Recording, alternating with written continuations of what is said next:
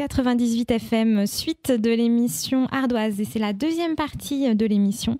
Je vous emmène à la découverte d'une exposition magnifique au musée Mayol qui va nous faire voyager, puisqu'on va parler de la petite île de Murano dans la lagune vénitienne, où depuis plus de 7 siècles, des verriers vénitiens donc entretiennent un savoir-faire. C'est une exposition, une première en France.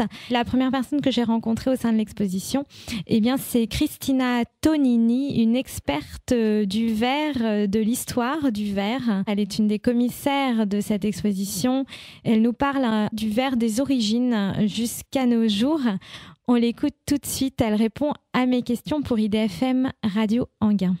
Bonjour Cristina Tonini, nous sommes au cœur de l'exposition chef-d'œuvre de verre de la Renaissance au XXIe siècle, Murano, présentée au musée Mayol jusqu'au 28 juillet 2013. La présentation donc du travail du verre qui a été très important dès la Renaissance à Venise sur la petite île de Murano. Alors pouvez-vous, Cristina Tonini, nous expliquer pourquoi, quels sont les facteurs qui ont fait que Murano est devenue la capitale du verre à la Renaissance? Oui. Alors, c'est une invention des maîtres verriers vénitiens, surtout d'Angelo Barovière, qu'ils inventaient un verre qui c'est très pur, très transparent, que c'est le verre cristallo, on appelle en Italie, parce que c'était une imitation des cristal de roche.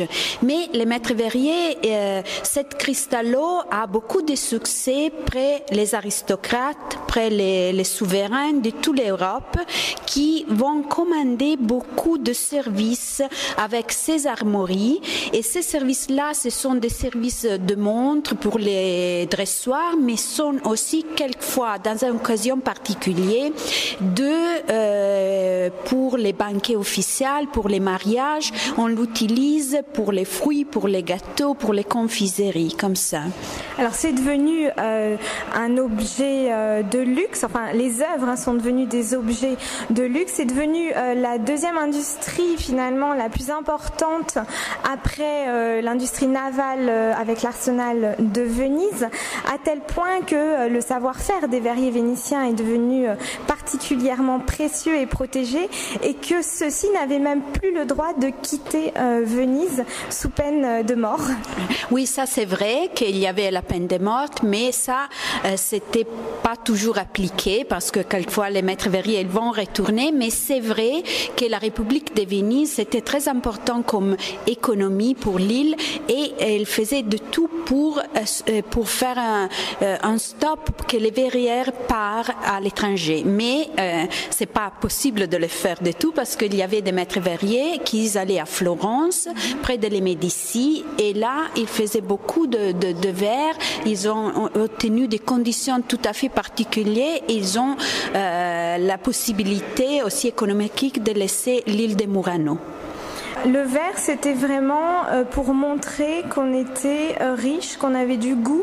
À l'époque de la Renaissance, les plus grandes cours commandent des objets finalement. Quelles sont ces cours européennes qui vont commander ces objets en verre? Alors, c'était sûrement aussi la cour française, parce qu'on a un service de Anne de Bretagne, et il y a des exemples qui se trouvent à Descoings, à les musées de la Renaissance. Mais c'était aussi Marguerite d'Autriche, c'était l'empereur Charles Quint, et surtout c'était les familles très importantes des duchés en Italie, comme les Gonzaga, l'Este, et toujours, mais aussi les familles allemandes de l'haute bourgeoisie, parce que Venise, l'Allemagne était très reliée pour des rapports commerciaux. Il y avait beaucoup de marchands qui vivaient à Venise, mais aussi il y avait des peintres comme Dürer, qu'ils étaient envoyés à Venise pour faire la pratique, pour voir la Renaissance italienne, mais de le même temps, il achetait des verres pour son commanditaire en Allemagne.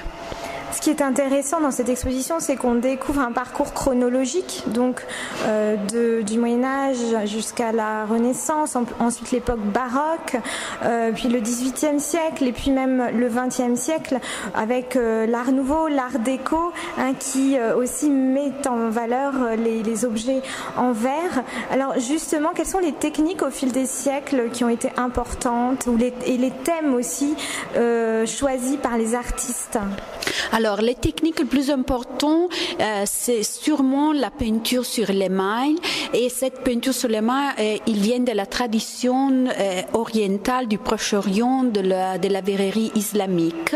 Mais aussi très important, ce sont des inventions, surtout dans la deuxième partie du XVIe siècle, que c'est le verre à filigrane, avec de cannes en cristal et en latimo, que c'est un verre blanc opaque, et ce qu'on appelle un verre reticello. Et après, c'est le verre craquelé, parce qu'on obtenait cette verre un peu difficile à obtenir, moins difficile que le verre reticello, que c'était plus difficile, mais ça, il mettait de verre tout à fait en canne de chant dedans dans l'eau. Et après, vous avez la gravure au point de diamant, parce que le verre vénitien, c'est une verre sodique, c'est très subtil, alors on doit faire des gravures qui sont avec des outils qui sont très subtils comme la pointe de diamant. Ce qui est intéressant, c'est que les artistes vont expérimenter beaucoup de choses, leur imagination va être mise à contribution et ils vont même faire des verres opaques et certains verres vont ressembler à la porcelaine aussi. Oui, ça c'est vrai parce que dans la Renaissance en Europe, on ne connaissait pas les secrets de fabrication de la porcelaine, c'était seulement les Chinoises.